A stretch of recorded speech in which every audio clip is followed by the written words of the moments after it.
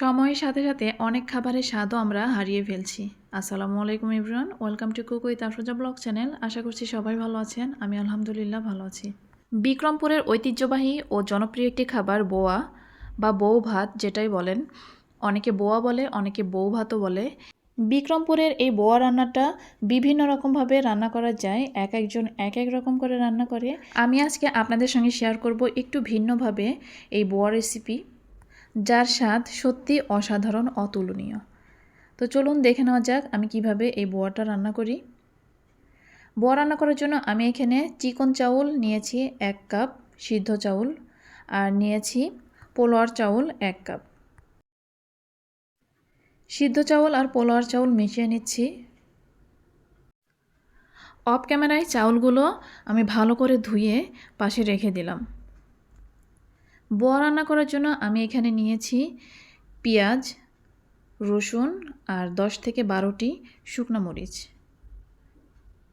আমি পেঁয়াজ আর রসুনগুলো একটু থেতো করে নেব।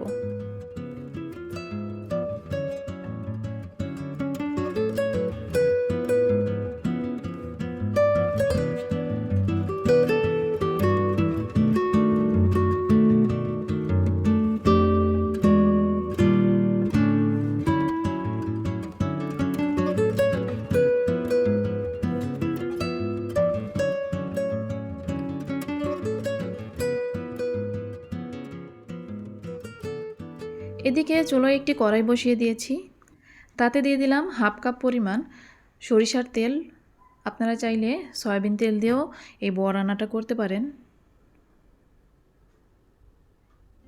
এখন শুকনো মরিচগুলো এই তেলে ভেজে নেব।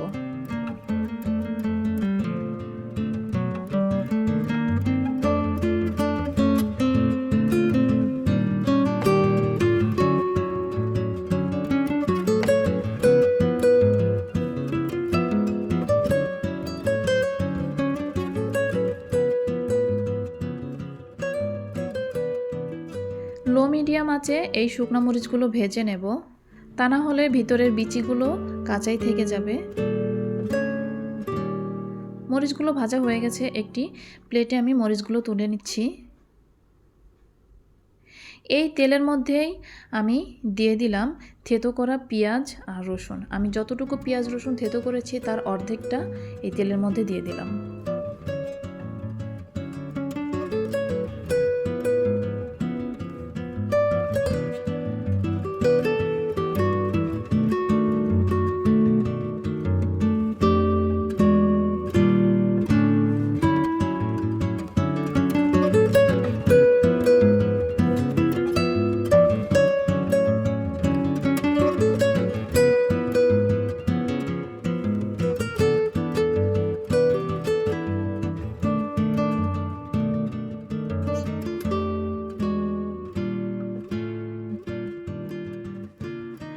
ভালো করে নেড়ে চেড়ে যখন এই পেঁয়াজ রসুন একটু লালচে হয়ে আসবে, তখন দিয়ে দিলাম চাউল।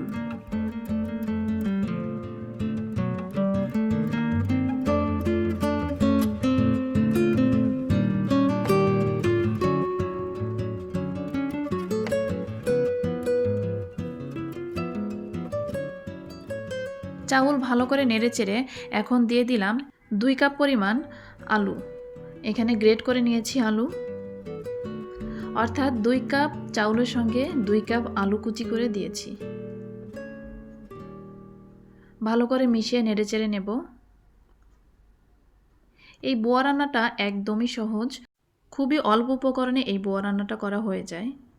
এখন দিয়ে দিলাম পরিমাণ মতো লবণ আর থেতো করা বাকি পেঁয়াজ রসুন। সব কিছু দিয়ে ভালো করে নেড়েচেড়ে কিছু সময় এই চাউলটা কষিয়ে নেব।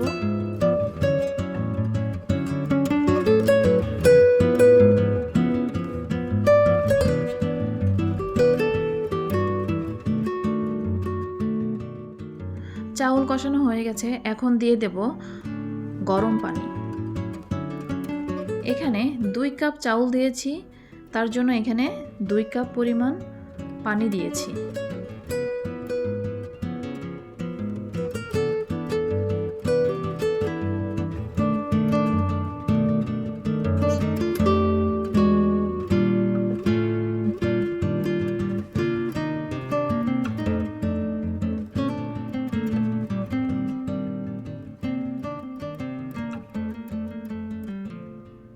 পানি দিয়ে ঢাকনা দিয়ে ঢেকে রান্না করে নেব।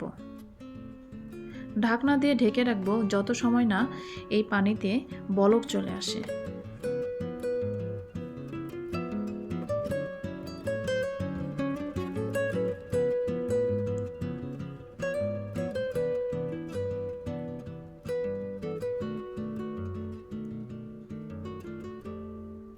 এখন দিয়ে দিচ্ছি কাঁচামরিচ 4-5টা। কাঁচামরিচগুলো মাঝখান দিয়ে ভেঙে দিয়েছি। এই বোয়া রান্নাতে কিন্তু আমি হলুদের গুঁড়ো দেইনি, কিন্তু কিছুটা হলুদ দেখা যাচ্ছে সরিষার তেল দেওয়ার কারণে। মজার ব্যাপার হচ্ছে এই বোয়া রান্নাতে কোনো রকম গুঁড়ো মশলা এবং কোনো রকম বাটা মশলা দেওয়ার প্রয়োজন হয় না, এমনিতেই অনেক মজা হয়।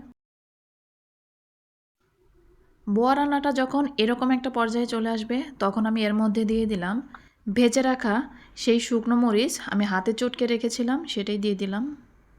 শুকনো মরিচ দিয়ে ভালো করে মিশিয়ে নেব।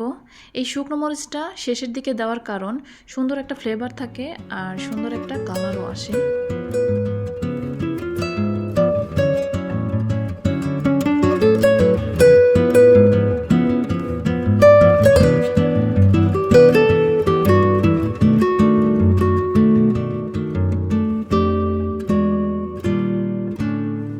এখন এই বোয়া ভাতটা দমে রেখে দেব 10 মিনিটের জন্য একদম লো আঁচে।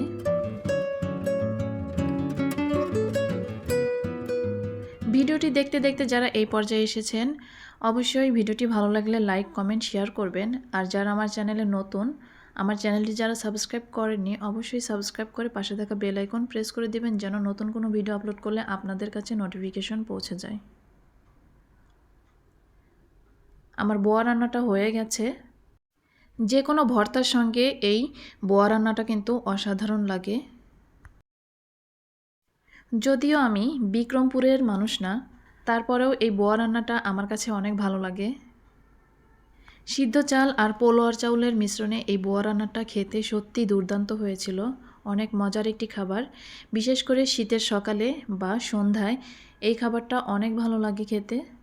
খুব কম ঝামেলায় কম উপকরণে খুব তাড়াতাড়ি ঘরে থাকা উপকরণ দিয়েই এই বোয়া রান্নাটা করা যায়। একবার হলেও ট্রাই করে দেখবেন। ভিডিওটি ভালো লাগলে অবশ্যই পাশে থাকবেন, লাইক কমেন্ট শেয়ার করবেন।